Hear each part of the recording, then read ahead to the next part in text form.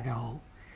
今日咧天氣就好差，又落雨，我唔知聽日係點啦。咁講翻我上次俾嘅3穿4啦，咁就冇彩啦。中吉有一場就係跑第一嘅，其餘都連位置都入唔到啊。咁冇計啦嚇。聽日嘅天氣咁樣嘅話咧，就更加難玩啦嚇。我咧就聽日咧就會揀後孖寶嘅，咁就我會揀第5後啦。咁第5後孖寶咧，依家咧就第5場啦，咁就美麗緣分咧就係大熱門嘅。咁場地有變化，咁係咪佢贏得咧？咁都已經連續今季已經贏咗5次頭馬啦。咁係咪可以陸續咁樣贏咧？咁就定係已經飽和咧個分數咧？咁佢唔理佢啦，佢就孭緊飛㗎啦嚇。咁亦當佢贏，咁就算我哋收到後孖寶就當保本啦。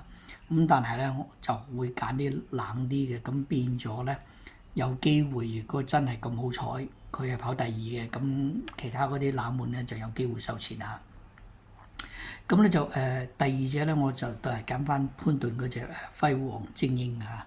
咁3號美麗緣分我哋一定揀啦。咁6號嘅緣分精英咧都會揀。咁你呢隻馬咧都跑到好近㗎嚇。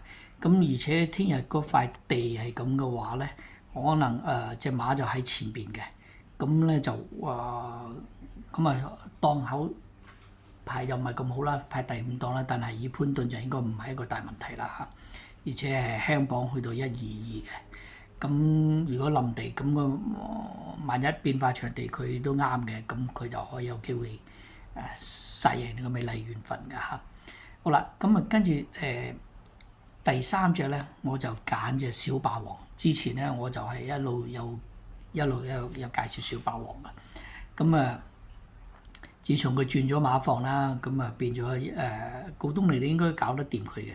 咁呢隻馬咧，我都覺得佢都依家先係6歲啊，咁應該都進步就可能冇㗎啦。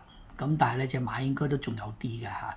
咁如果係咁嘅地嘅話咧，咁佢依家有成19倍啊，問題就咁，我覺得而且排第9檔啦，咁就好啲咯，因為唔使講話，即係14檔係最好㗎啦嚇。咁但係咧第9檔都 OK 嘅嚇。咁我覺得呢隻馬咧有機會爆冷。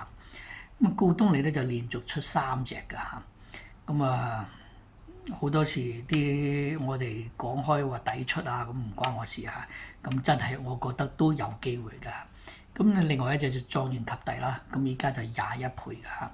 咁呢啲咁嘅地嘅話咧，突然間發神經，贏晒都唔出奇㗎嚇。咁我就搏冷啦。咁因為有成十幾倍，但係射去後邊咧都係一個問題㗎嚇，都唔係咁易過關㗎嚇。好啦，咁咧就咁變咗呢度已經4隻㗎啦。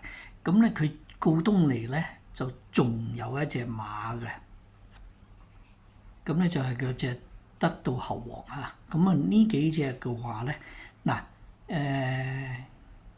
點睇咧？嗱咁我咧會揀咧小霸王、美麗緣分，就輝煌精英，再加得到猴王。咁咧就狀元及第嘅話咧，我會擺佢係第5隻。咁變咗咧如果買5隻咧就要50蚊㗎啦嚇。咁我或者會係分2條飛啦。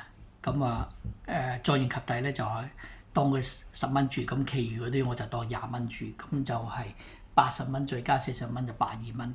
咁尾關咧我就揀咗係潘頓嗰隻嘅。潘頓嗰隻咧就係8號，咁就笑嘻嘻啦。咁佢依家就有賠率分㗎喎，反而有6倍㗎嚇。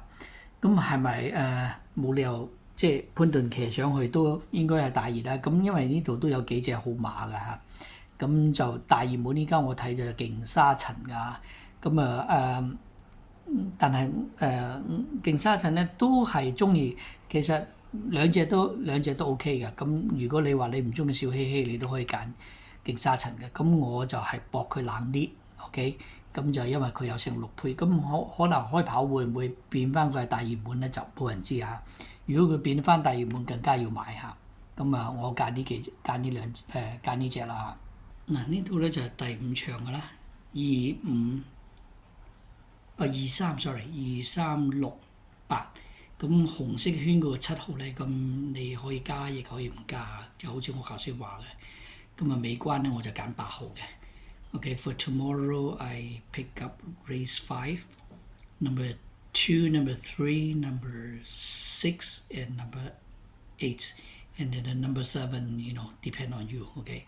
And race 6 will be number 8, okay? 咁祝大家好運嚇，拜拜。Good luck for everybody.